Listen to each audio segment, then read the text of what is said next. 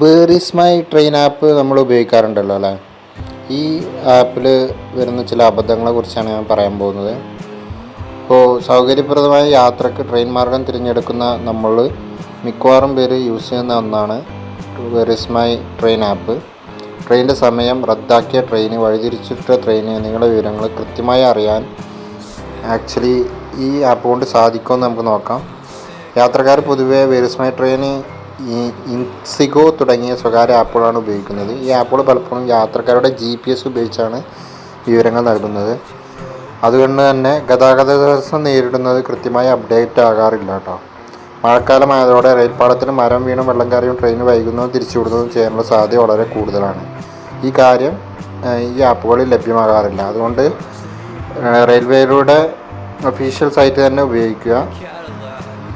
അതാണ് എനിക്കിവിടെ പറയാനുള്ളത്.